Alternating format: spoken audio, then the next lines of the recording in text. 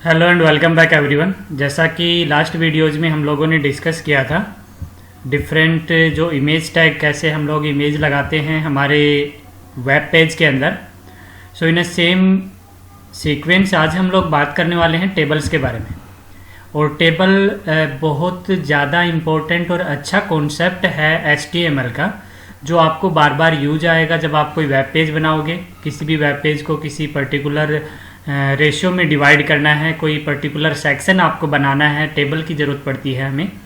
जैसे कोई स्कूल का वेबसाइट आप देखते होंगे और वहाँ पे राइट हैंड साइड में आप देखेंगे कि राइट हैंड साइड या लेफ्ट हैंड साइड एक पैनल चल जाता है जिसमें आपकी न्यूज़ आती रहती हैं। एक नीचे कॉलम होता है जहाँ पे डिफरेंट कमेंट्स शो हो रहे होते हैं। तो ये टेबलर फॉर्म में हम अपने वेब पेज को डिफरेंट सेक्शंस में डिवाइड कर देते हैं और उसका हमें बेनिफिट होता है कि आपका जो डिस्प्ले है, आपका जो व्यू है, वो कस्टमर के रेस्पेक्ट में हम अच्छे से अच्छा डिज़ाइन करें सच दैट आपके विजिटर्स आपकी वेबसाइट पे ज़्यादा इंक्रीज हों। ठीक है, तो अच्छा कॉन्सेप्ट है, अच्छे से आपको समझना है। और सबसे पहले हम लोग चलते हैं जो हमारा पुराने यहाँ पे देखिए डिफरेंट हम लोगों ने जो वीडियोज़ बनाए हैं उनके डिफरेंट HTML फाइल्स आप यहाँ पे देख रहे होंगे। तो हमें ज़्यादा लिखना ना पड़े इसलिए मैं किसी भी एक फ़ाइल को यहाँ से कॉपी कर लूँगा एक नए नोटपैड की फ़ाइल में। और नोटपैड मैं बार बार कहता हूँ इसको यूज करिए।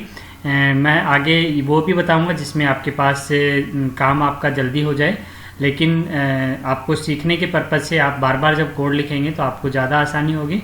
इसलिए बेटर है कि आप जो यूज करते हैं, ठीक है, उसको इस तरीके से लिख के कोड को काम में ले, कॉपी पेस्ट ना करें। ठीक है, मैं यहाँ पे क्यों कर रहा हूँ, क्योंकि हमारा टाइम वेस्ट ना हो वीडियोज़ में, इसलिए। ठीक है, तो यहाँ पे हम आ गए नई फाइल पे और इसको पेस्ट कर दिया। ये हमारी एक पुरानी फाइल थी जो बनी हुई थी। हम इसी फाइल में अब टेबल भी बना के देखेंगे। तो सबसे पहले इसको सेव कर देते हैं Ctrl+S से।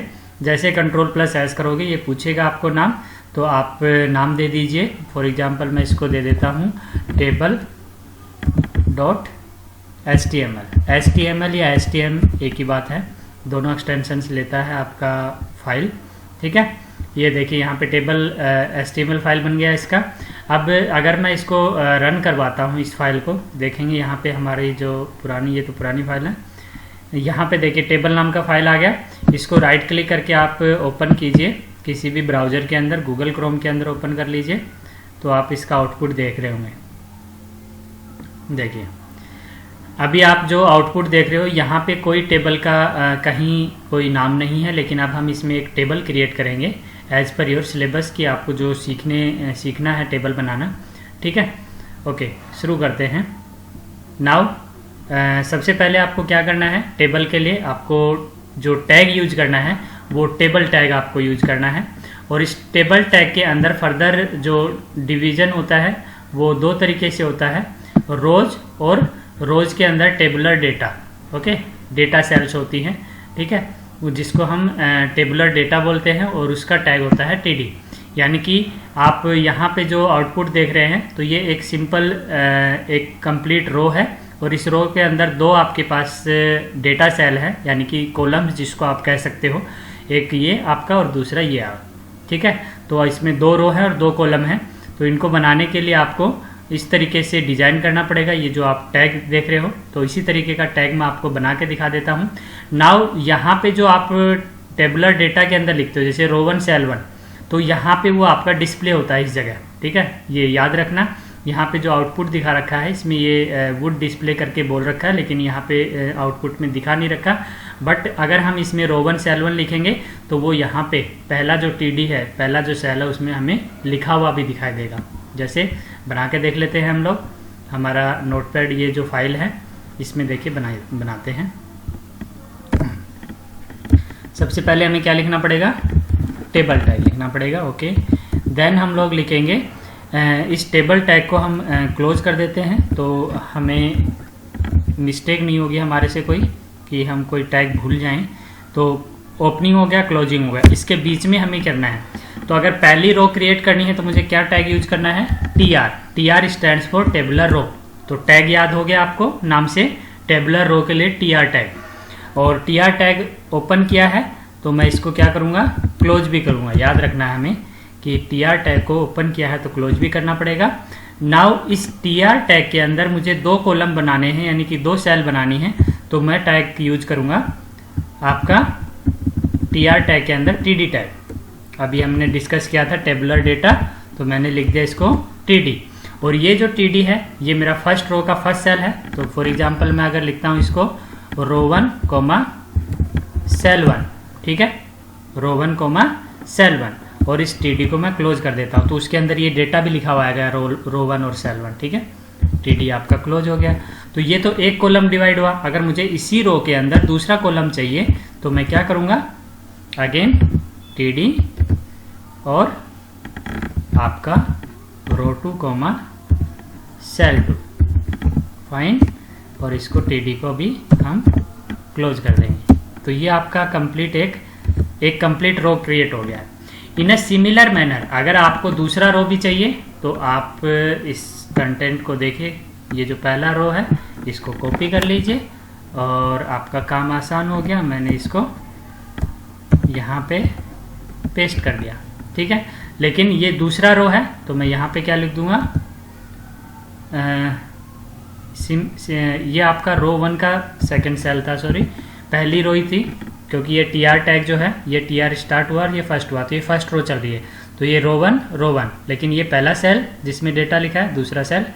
नाउ आपका जो है रो 2 उसका सेल 1 और सेल 2। तो ये अब हमारा काम हो गया। 2 रो क्रिएट की है हमने टेबल के अंदर, और इस फाइल को मैं कर देता हूँ सेव। और अगर इस फाइल को मैं गूगल क्रोम के अंदर जाके देखता हूँ, तो अभी ये पुरानी फाइल थी, इसको रिलोड करते हैं, सेव कर दिए मैंने। देखिए यहाँ पे आपकी क्या आ गई, आपकी टेबल आ गई। लेकिन इस टेबल से तो हमें वो बिल्कुल भी आइडिया ही नहीं हो रहा कि क्या ये टेबल है भी या नहीं है।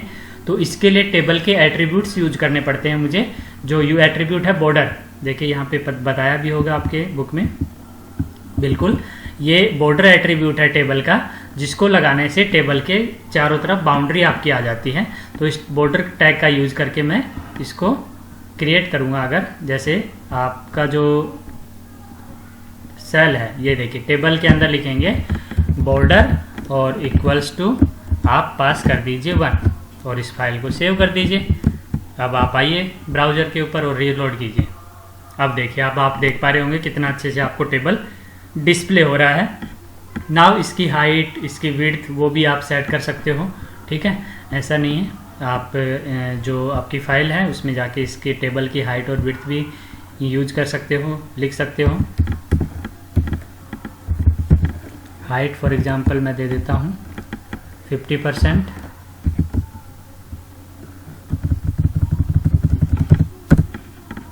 ये हो गया 50%, ओके। और विड्थ भी मैंने दे दिया 50%, और इस फाइल को सेव कर देंगे। वापस आएंगे और ये देखिए टेबल का साइज इंक्रीज हो गया। तो इस तरीके से डिफरेंट एट्रीब्यूट्स का यूज करके आप अपनी टेबल को डिफरेंटली यूज कर सकते हो। उसको इन जो रो 1 सेल 1 लिखा है इसकी जगह आप और कंटेंट यूज कर सकते हो, इमेज लगा सकते हो, ठीक है। जैसे मैं रो 1 सेल 1 की जगह आपको एक इमेज लगा के दिखा देता हूँ। ये क्लाउड्स वाली इमेज है, इसको यहाँ भी मैं यूज कर लेता हूँ। आपके कंटेंट में आएंगे, देखिए हमने ऊपर कोई इमेज लगाई है टेबल से ऊपर, ये रही हमारी, ठीक है। इस कोड को हम कॉपी कर लेते हैं, ठीक है। और जो आपका फर्स्ट रो 1 सेल 1 है इसकी जगह मैं इसको पेस्ट कर देता हूँ, कंट्रोल एस ऑल्ट टैब। अब यहाँ पे आइए आप और रिफ्रेश कीजिए, देख रहे हो आप यहाँ पे आपका क्या आ गया है, इमेज आ गया है, ठीक है। अगर मैं इस इमेज की प्रॉपर्टी चेंज करूँगा तो वो आपको यहाँ पे रिफ्लेक्ट हो जाएंगे आपके वेब पेज के अंदर, ठीक है। फॉर एग्जांपल मैं इसका अलाइनमेंट हटा देता हूँ, राइट साइड हो रहा है वो, ठीक है। विड्थ और हाइट हटा देता हूँ और इसको सेव कर देता हूँ और रीलोड करेंगे पेज को। तो यहाँ पे आप देखेंगे कैसे आपकी ये इमेज यहाँ पे डिस्प्ले हो गई। तो ये तरीका है अपना कोई भी टेबल को यूज करना है, इसकी इमेज को कम या ज़्यादा करना है, रो को कम या ज़्यादा करना है, ये सारे ऑप्शन हमारे पास होते हैं, आप इनका यूज कर सकते हो। और टेबल का आप जैसे जैसे वेब पेज डिज़ाइन करना सीखते जाएंगे बहुत ज़्यादा यूज होता चला जाएगा। और एक बहुत इम्पोर्टेंट कॉन्सेप्ट है, मैं कहूँगा कि टेबल, ठीक है। इसको अच्छे से सीखिए, बना के देखिए। कोई डाउट आता है तो कमेंट सेक्शन में लिख के मेरे से पूछिए। I will be happy to answer you and keep watching, keep learning. Thank you.